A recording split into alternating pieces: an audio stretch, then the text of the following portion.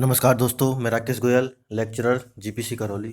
दोस्तों, आज हम एस्टिमेशन एंड कॉस्टिंग के chapter number 8 procedure of works के बारे में अध्ययन करेंगे। तो इसमें हम देखेंगे कि क्लासिफिकेशन ऑफ वर्क्स। जो आप कार्य करते हैं या आप कार्य करवाते हैं किसी भी वर्किंग डिपार्टमेंट में, जितने भी कार्य होते हैं उनको किस तरह से क्लासिफिकेशन किया गया है, उनका किस प्रकार से क्लासिफाई किया गया है। जो भी वर्किंग डिपार्टमेंट है आपके, चाहे पीएचडी हो, पीडब्ल्यूडी हो, डब्ल्यूआरडी हो, सीपीडब्ल्यूडी हो, इन सारे डिपार्टमेंटों में किस तरह से वर्कों का क्लासिफिकेशन किया गया है। तो दोस्तों, आप सभी जानते हैं कि आपने सुना होगा कि कुछ वर्क्स होते हैं जैसे ओरिजिनल वर्क्स होते हैं, कुछ आप रिपेयर वर्क्स का नाम सुना होगा, कभी आपने एनुअल रिपेयर वर्क का नाम सुना होगा, कभी major work, minor work, petty work, इस प्रकार से वर्क्स के नाम सुने होंगे किसी भी डिपार्टमेंट में। तो ये वर्क्स का किस आधार पर क्लासिफिकेशन किया गया है, इसका हम आज अध्ययन करेंगे। तो हम स्टार्ट करते हैं। तो सबसे पहले हम क्लासिफिकेशन उसके नेचर के आधार पर हम क्लासिफिकेशन करेंगे। तो जितने भी आपके कंस्ट्रक्शन वर्क होते हैं उनको उसके नेचर अर्थात प्रकृति के आधार पर किस प्रकार से क्लासिफाई किया गया है।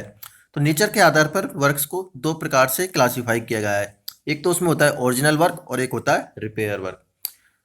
तो दोस्तों, समझ में आया कि प्रकृति के आधार पर आपको दो तरीके से क्लासिफाई करना है, एक तो ओरिजिनल वर्क और एक होता है रिपेयर वर्क। तो ओरिजिनल वर्क क्या होता है? तो ओरिजिनल वर्क वो होते हैं जो आपको नए सिरे से निर्माण कार्य करना होता है।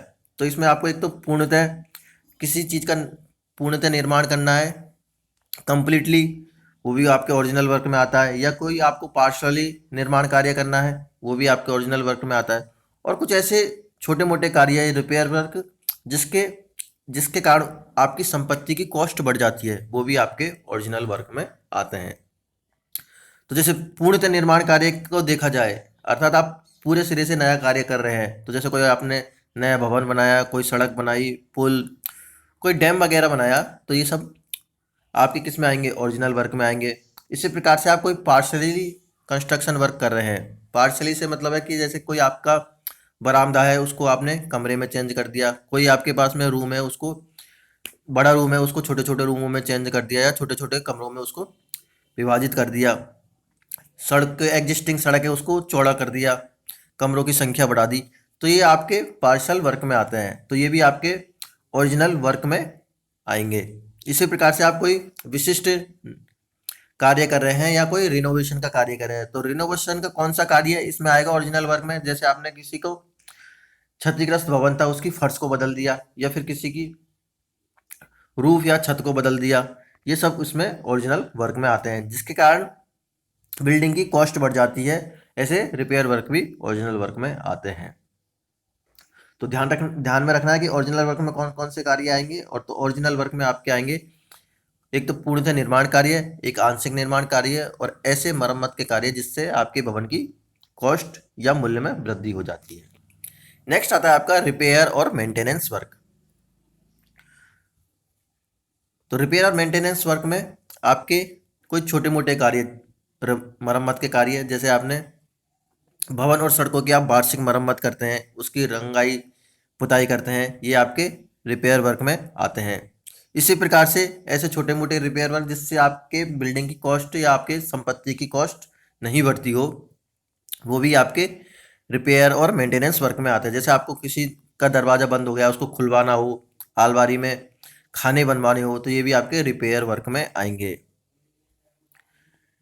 और या किसी नेचुरल डिजास्टर के कारण कोई क्षति आ गई है, तो वर्षा से हुई क्षति की मरम्मत करवानी है आपको, तो ये भी आपके रिपेयर और मेंटेनेंस वर्क में आते हैं। तो दो तरह के आपके कार्य हो गए प्रकृति के आधार पर, ओरिजिनल वर्क और मेंटेनेंस वर्क।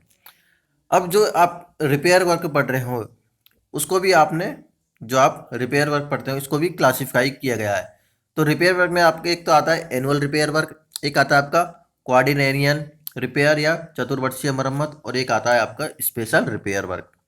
तो एनुअल रिपेयर वर्क कौन से होते हैं? एनुअल रिपेयर वर्क वो होते हैं जो जिसकी रिपेयर आप एनुअली करते हैं। जैसे आपको भवन में 1 वर्ष के अंदर जिसकी मरम्मत करनी होती है, या कोई रंग रोगन करना है, हर साल रंग रोगन करना है, कोई छोटी मोटी मरम्मत करनी है, अर्थात हर साल आपको कोई मरम्मत करनी है, उसको हम एनुअल रिपेयर वर्क में रखते हैं। तो जो आपके एस्टिमेट बनाते हो जब भी आप, तो एनुअल रिपेयर वर्क के लिए आप 1 से 1.5% उस कॉस्ट में एक्स्ट्रा ऐड करना होता है आपको। इसके लिए अलग से टेंडर भी जारी किया जा सकता है, या फिर आपने जो पहले से टेंडर जो भवन निर्माण कार्य का या किसी रोड निर्माण कार्य का आपने टेंडर जारी कर रखा है, तो उसमें आप एनुअल रिपेयर वर्क को ऐड कर सकते हो। या तो आप अलग से टेंडर निकालो या उसमें भी उसको रिपेयर वर्क को ऐड कर सकते हो। बस इसमें ये ध्यान रखना है कि जो एनुअल रिपेयर वर्क है वो हर साल रिपेयर में आते हैं। ऐसे कार्य जो हर साल रिपेयर होते हैं उसको एनुअल रिपेयर वर्क में रखा जाता है। एक आता है आपके क्वाड्रिएनियल रिपेयर वर्क, अर्थात चतुर्वर्षीय मरम्मत कार्य। ऐसे कार्य जिनका कार्य हम 4 वर्ष के अंतराल पर करते हैं। जैसे आपको जो आपकी विंडोज वगैरह होती है उस पर रंग रोगन का कार्य प्रतिवर्ष नहीं किया जाता है, वो 3-4 साल में एक बार किया जाता है, तो वो भी आपके किस में आएंगे, क्वाड्रिएनियल रिपेयर में आएंगे। इसी प्रकार से प्लास्टर और टेप का कार्य भी आपके चतुर्वर्षीय मरम्मत कार्य में आते हैं। नेक्स्ट आता है आपका स्पेशल रिपेयर वर्क। तो स्पेशल रिपेयर वर्क ऐसे होते हैं जो आपको रिनोवेशन, कोई भी आप बिल्डिंग है या सड़क है उसके रिनोवेशन कार्य में आते हैं। जैसे आपको कोई फर्श है बनाना है, कोई रूफ बनानी है, कोई नई छत का निर्माण करना है, जो काफ़ी दिनों के बाद में आते हैं, या बाढ़ या बरसात से हुई क्षति के मरम्मत के कार्य भी इसके अंतर्गत आते हैं। तो 3 तरह के वर्क हो गए, annual repair work, quadrennial repair work और स्पेशल रिपेयर वर्क। तो एनुअल रिपेयर वर्क तो वो होते हैं जो हर साल करने होते हैं। क्वाड्रिएनियल में आपको 4 वर्ष के अंतराल में करने होते हैं, और स्पेशल रिपेयर वर्क है जो किसी स्पेशल सर्कमस्टांसेस में करने होते हैं। जैसे आपको कोई छत टूट गई है, आपने कोई नया भवन बनाया है, 4-5 साल या 10 साल में कोई छत में क्रैक्स वगैरह आ गए, उनको रिपेयर करना है। इसी प्रकार फर्श में कोई रिपेयर वर्क करना है, या कोई नेचुरल डिजास्टर आ गया जैसे बरसात बाढ़ के कारण आपका भवन को रिपेयर करना है, तो ये आपके स्पेशल रिपेयर वर्क में आते हैं।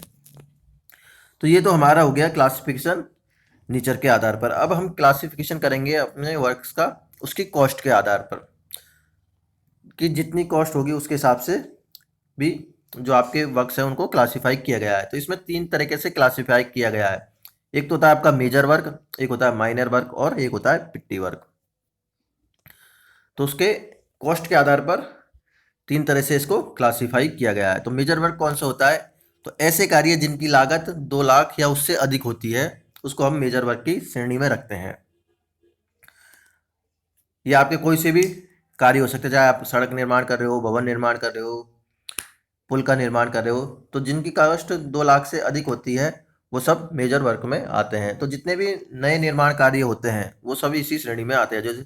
जो ओरिजिनल वर्क करते हैं उनकी कॉस्ट जनरली 2 लाख रुपए से अधिक ही होती है, तो उसको हम मेजर वर्क में रखते हैं। फिर होता है आपका माइनर वर्क। तो माइनर वर्क वो होते हैं जिनकी निर्माण कार्य की लागत 50,000 रुपये से 2 लाख रुपए तक होती है, उनको हम माइनर वर्क की श्रेणी में रखते हैं।